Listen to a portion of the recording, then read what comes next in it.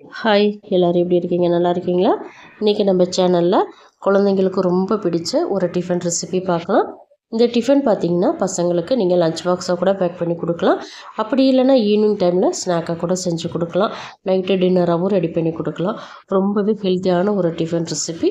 பார்க்குறதுக்கே ரொம்ப அழகாக கலர்ஃபுல்லாக இருக்குல்ல, சாப்பிட்றதுக்கும் டேஸ்ட்டு டிஃப்ரெண்ட்டாக சூப்பராக இருக்கும். மிஸ் பண்ணிடாமல் இந்த 2 டிஃபன் ரெசிபிஸையும் பசங்களுக்கு செஞ்சு கொடுங்க. குழந்தைங்களுக்கு மட்டும் இல்லைங்க, பெரியவங்க கூட இது தாராளமாக சாப்பிட்லாம். அந்த அளவுக்கு டேஸ்ட்டு சூப்பராக இருக்கும். காலை நேரத்தில் இட்லி தோசைக்கெலாம் மாவு இல்லை அப்படின்னு நினச்சிங்கன்னா இந்த 2 டிஃபன்லையும் ஏதாவது ஒன்று ட்ரை பண்ணி பாருங்கள். ரொம்ப சூப்பராக இருக்கும். இப்போ வாங்க இந்த 2 டிஃபனையும் எப்படி செய்கிறதுன்னு பார்க்கலாம். நம்ம சேனலை இப்போ தான் ஃபஸ்ட் டைம் பார்க்குறீங்க அப்படின்னா மறக்காமல் சப்ஸ்கிரைப் பண்ணி வச்சுக்கோங்க. ஃபஸ்ட்டு ஒரு மிக்சிங் பவுல் எடுத்துக்கோங்க. அதில் 1 கப் கோதுமை மாவு எடுத்துக்கோங்க. 1/2 கப் ரவை எடுத்துக்கோங்க. இப்போ இதில் தண்ணி சேர்த்துக்கலாம்.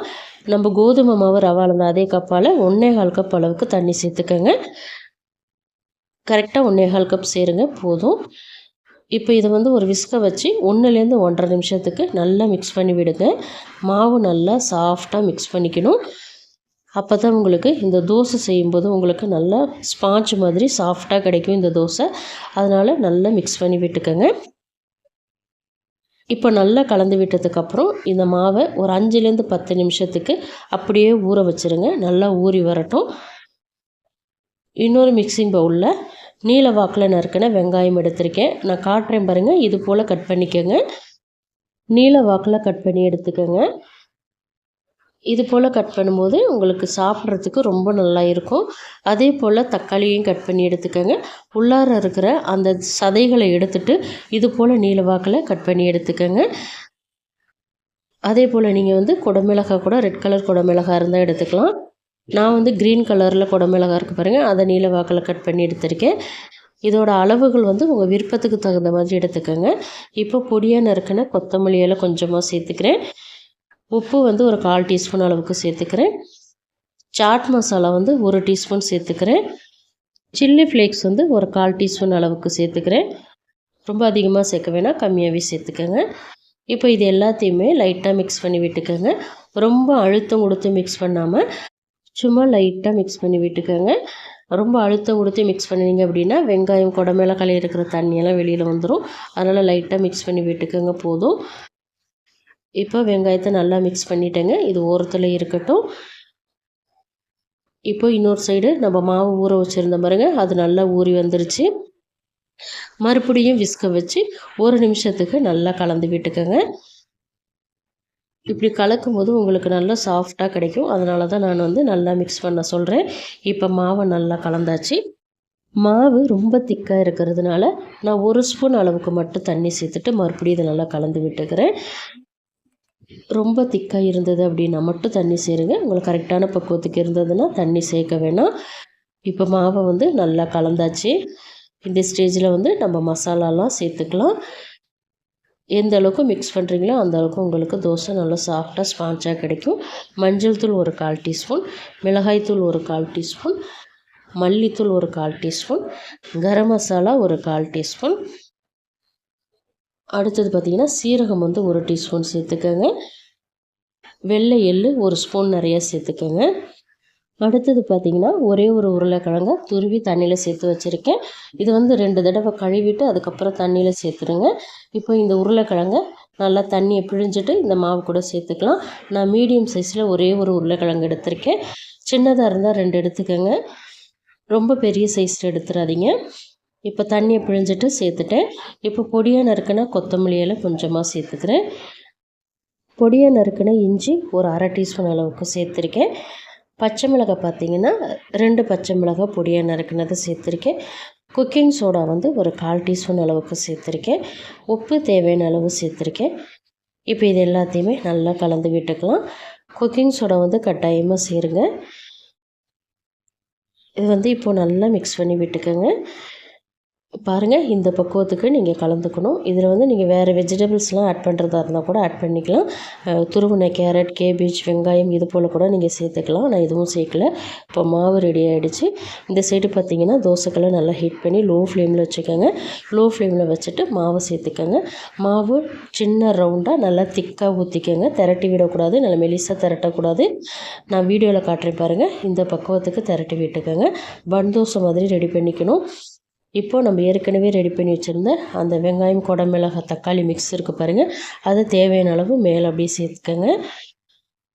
எந்த அளவுக்கு சேர்க்குறீங்களோ அந்த அளவுக்கு நல்ல ஃப்ளேவராக இருக்கும். இப்போ அடுத்தது பார்த்திங்கன்னா மேலே கொஞ்சமாக பொடியாக நறுக்கின கொத்தமல்லி எல்லாம் சேர்த்துக்கிறேன். அடுத்தது கொஞ்சமாக சில்லி ஃப்ளேக்ஸ் சேர்த்துக்கிறேன். சில்லி ஃப்ளேக்ஸ் சேர்த்ததுக்கப்புறம் இது ஒரு மூடி சேர்த்துட்டு 1லேருந்து 1.5 நிமிஷத்துக்கு லோ ஃப்ளேமில் வச்சுட்டு குக் பண்ணுங்கள். இப்போ பார்த்தீங்கன்னா நல்லா குக் ஆகிடுச்சு. இதை திருப்பி விடாமல் அப்படியே நீங்கள் வெளியில் எடுத்து சாப்பிட்டாலும் சாப்பிட்லாம், ரொம்ப நல்லாயிருக்கும். இப்போ மேலே லைட்டாக எண்ணெய் சேர்த்துக்கிறேன். எண்ணெய் அல்லது பட்டர் எது வேணாலும் சேர்த்துக்கோங்க. இப்போ திருப்பி விட்டுட்டு ஒரு 10லேருந்து 20 செகண்ட் மட்டும் வச்சு குக் பண்ணுங்கள். ரொம்ப அதிக நேரம் வைக்கக்கூடாது. வச்சிங்க அப்படின்னா அந்த வெங்காயம், தக்காளி எல்லாம் கருகிடும். அதனால் கரெக்டாக ஒரு 10லேருந்து 20 செகண்ட் வச்சு எடுத்திங்கன்னா இது போல் உங்களுக்கு குக் ஆகி வரும். இதை பிளேட்டுக்கு மாற்றிக்கலாம்.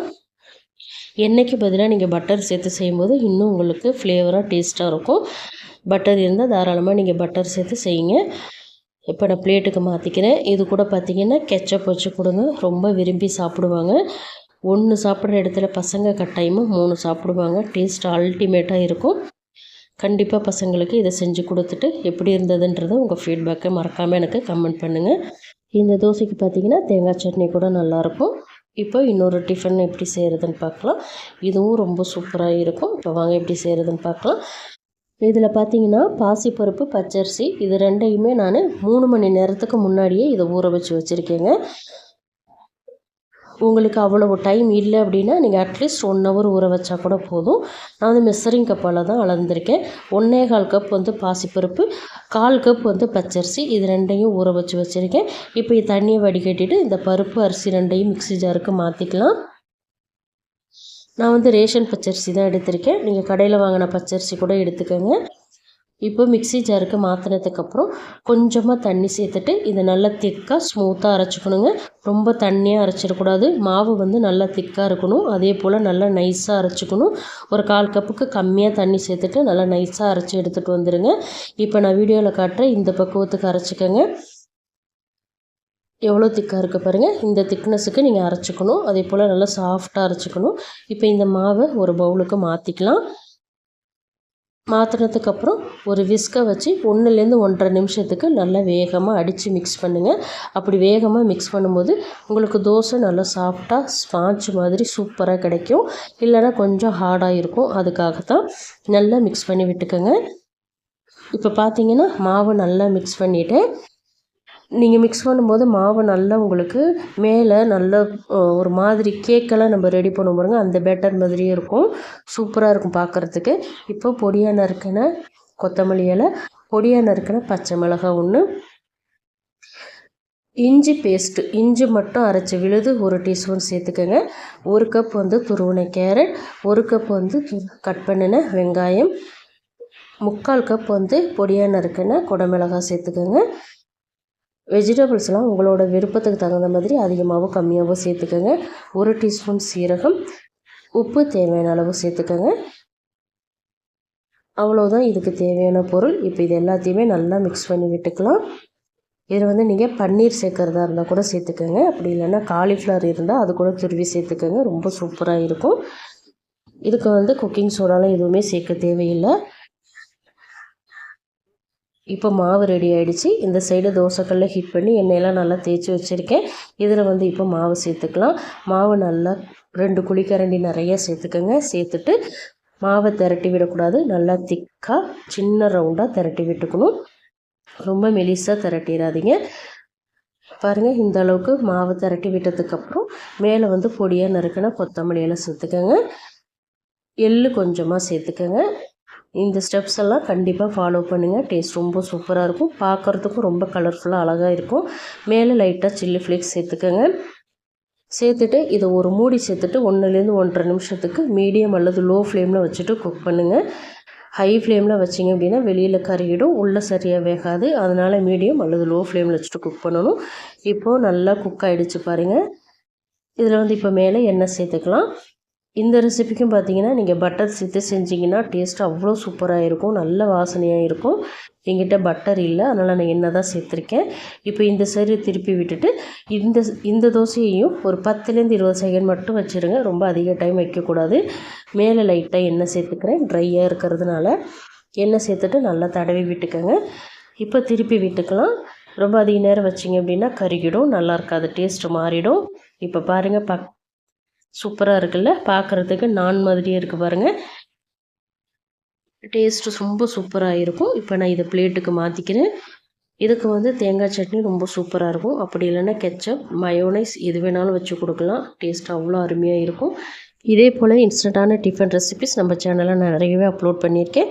ஃப்ரீ டைமில் போய்ட்டு செக் பண்ணி பாருங்கள், உங்களுக்கு ரொம்பவே யூஸ்ஃபுல்லாக இருக்கும். இந்த 2 டிஃபன் ரெசிபிஸையுமே உங்கள் வீட்டில் ட்ரை பண்ணி பாருங்கள். ட்ரை பண்ணி பார்த்துட்டு உங்கள் ஃபீட்பேக்கை மறக்காமல் எனக்கு கமெண்ட்டில் சொல்லுங்கள். இந்த டிஃபன் ரெசிபி உங்களுக்கு ரொம்பவே பிடிச்சிருக்கும் நான் நம்புகிறேன். பிடிச்சிருந்தால் லைக் பண்ணுங்கள். உங்கள் ஃப்ரெண்ட்ஸ் அண்ட் ஃபேமிலி மெம்பர்ஸ் எல்லாருக்குமே நிறைய ஷேர் பண்ணி விடுங்க. இது போல் இன்ட்ரெஸ்டான டிஃபன் ரெசிபிஸ் தெரிஞ்சுக்கணும்னு நினச்சிங்க அப்படின்னா மறக்காமல் அனிதா டேஸ்டி கார்னர் தமிழ் சேனலை சப்ஸ்கிரைப் பண்ணி ஃபாலோ பண்ணிக்கோங்க. தேங்க்ஸ் ஃபார் வாட்சிங் ஃப்ரெண்ட்ஸ். நாளைக்கு இன்னொரு இன்ட்ரெஸ்டிங்கான ரெசிபிஸோடு சந்திக்கிறேன்.